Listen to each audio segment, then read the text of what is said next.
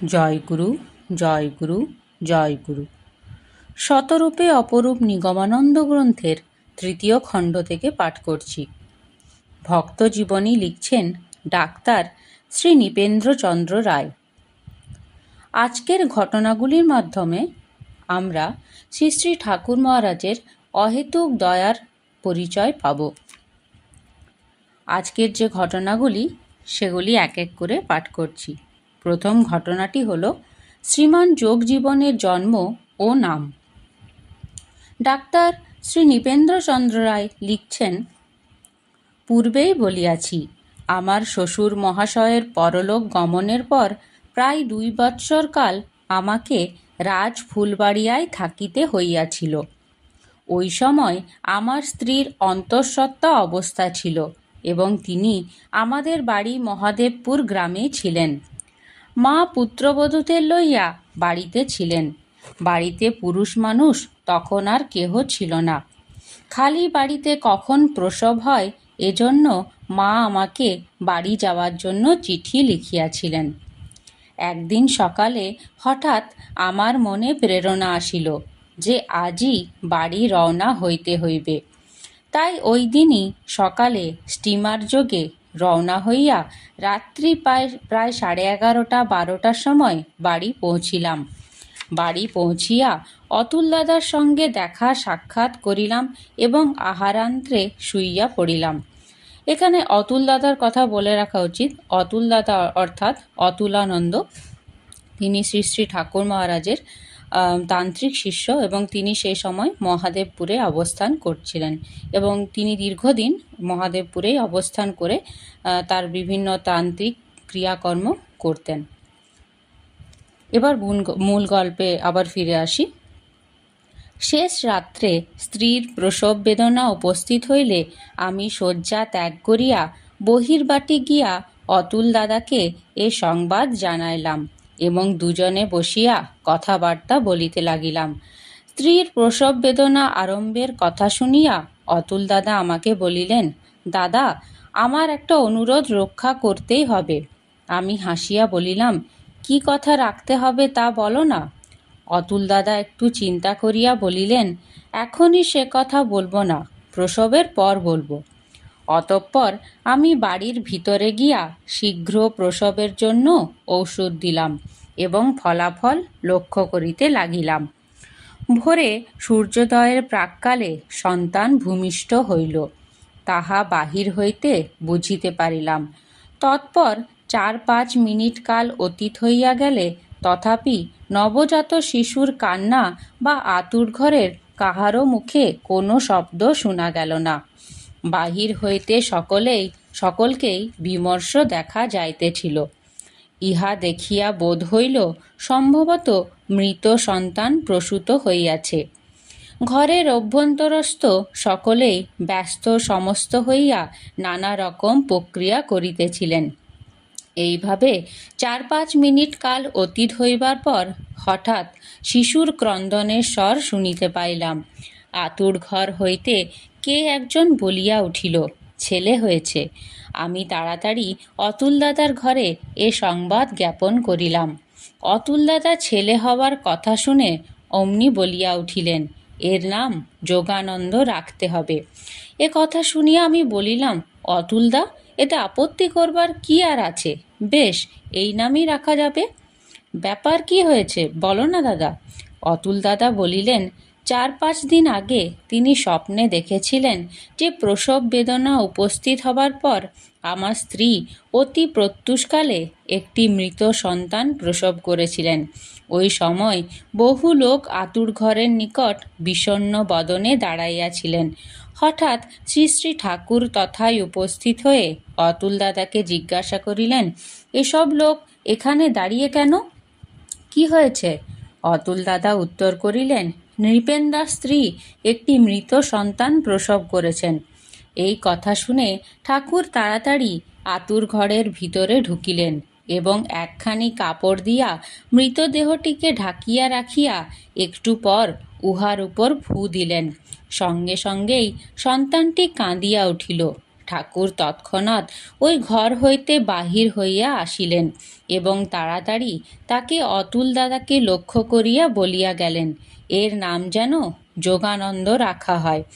এই কথা কয়টি বলেই ঠাকুর অদৃশ্য হইলেন।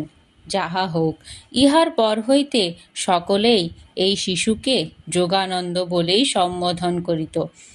ইহার কয়েক মাস পর শ্রী শ্রী ঠাকুর আমাদের বাড়ি মহাদেবপুর আসেন।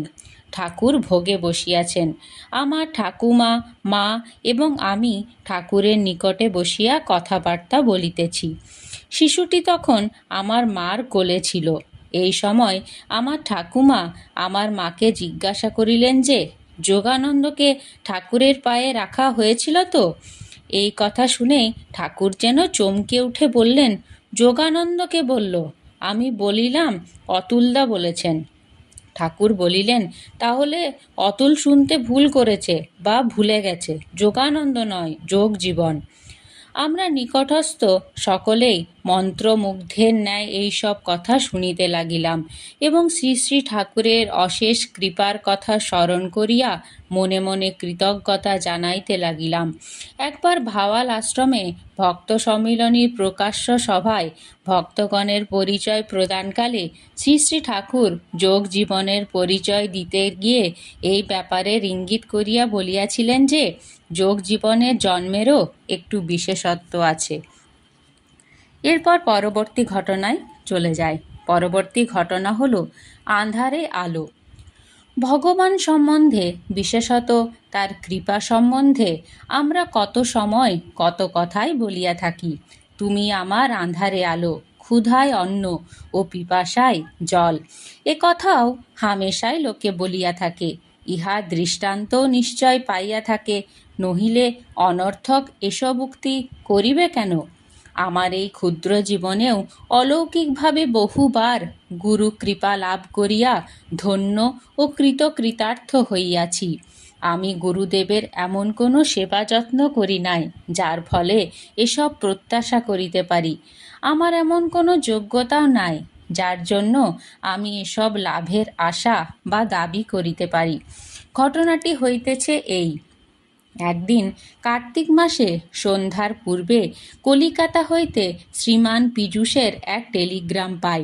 ওই টেলিতে সে লিখিয়াছিল যে, বাড়িতে অর্থাৎ ফুলবাড়িয়ায় ছেলের সাংঘাতিক অসুখ, আপনি এখনই তথায় গমন করুন। আমি টেলি পাইবার পরই তাড়াতাড়ি ঘোড়া গাড়ি করিয়া রওনা হইয়া মিরপুর নামিলাম। মিরপুর হইতে ফুলবাড়িয়া ৭-৮ মাইল দূর। অন্ধকার রাত্রি। বর্ষায় সড়কের বহু জায়গায় ভাঙিয়া গিয়াছে। এই সব ভাঙা জায়গায় জল ও কাদা আছে। দিনের বেলায়ও এই কদর্য রাস্তা দিয়া হাঁটিয়া যাওয়া কষ্টকর ব্যাপার। কেমন করিয়া ঘোরতর অন্ধকার রাত্রে এই ৭-৮ মাইল রাস্তা হাঁটিয়া যাইব? রওনা হইবার প্রাক্কালে এই কথা একবার মনে উদিত হইয়াছিল।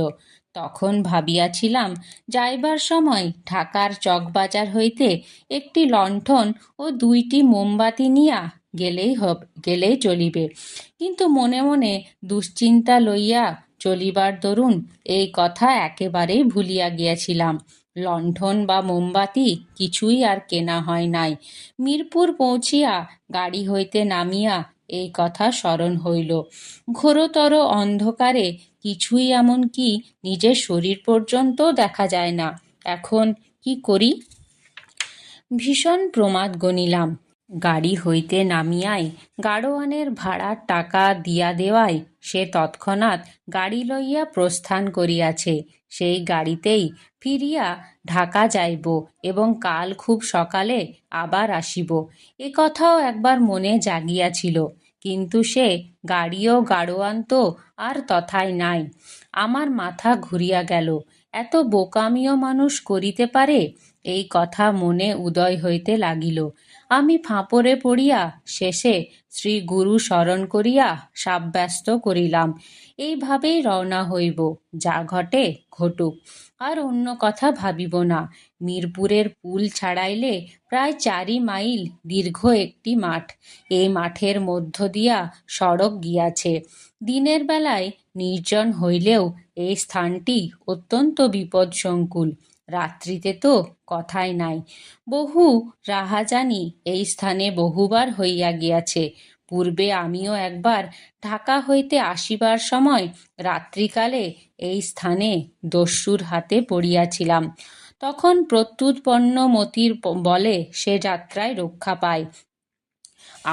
আমা হইতে প্রায় 15-20 হাত দূরে সন্মুখের দিকে রাস্তার এক ঢালু পার হইতে চোরা লণ্ঠন তুলিয়া জনৈক দস্যু আমার মুখের উপর আলো ফেলিল। আমি তখন হঠাৎ বলিয়া উঠিলাম, কে রে, রহমান নাকি রে?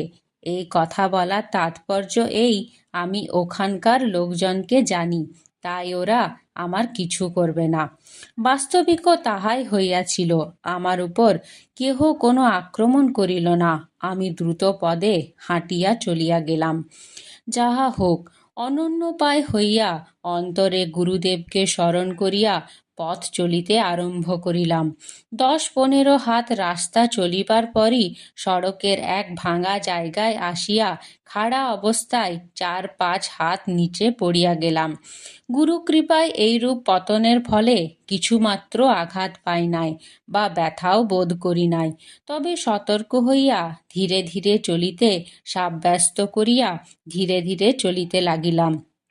2-1 মিনিট এইরূপে চলিবার পর হৃদয়ে খুব আশার সঞ্চার হইল। কেননা তখন সম্মুখে রাস্তার উপর ক্ষীণ চন্দ্রালোক প্রতিভাত হইল। চন্দ্র উদিত হইয়াছে, রক্ষা পাইলাম, এই বুঝিয়া পিছন দিকে চাহিলাম। কিন্তু হায়, কোথায় চন্দ্র? আমি কিছুই বুঝিতে পারিলাম না। পুনরায় রাস্তার দিকে চাহিয়া দেখি, পূর্বের যেরূপ অন্ধকার ছিল এখন আবার ঠিক সেই অন্ধকার। অতিশয় সন্তর্পণের সহিত আবার আস্তে আস্তে পথ চলিতে লাগিলাম।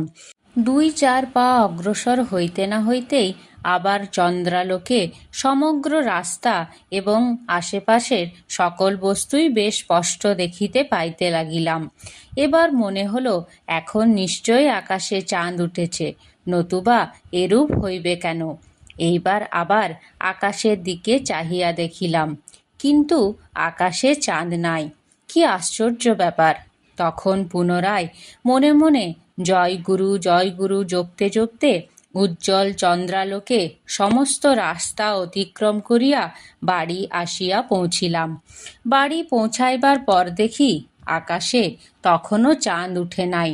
তুমি আমার আঁধারে আলো, এই কথার সার্থকতা এতদিনে মর্মে মর্মে উপলব্ধি করিলাম। তখন মনে হলো নৃসিংহ দাদার রচিত সেই গানটা, ঠাকুর তুমি আমায় কত ভালোবাসো, ইত্যাদি। তৃতীয় ঘটনাটি হল স্বপ্নে ঔষধের ব্যবস্থা।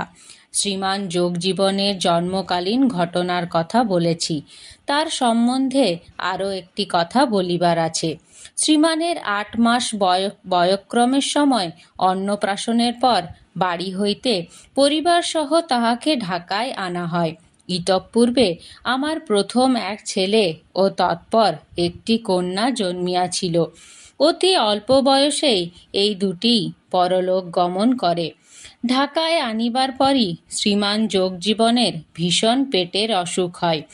এইরূপ অসুখের ফলেই 2 বৎসর পূর্বে মেয়েটি মারা যায়।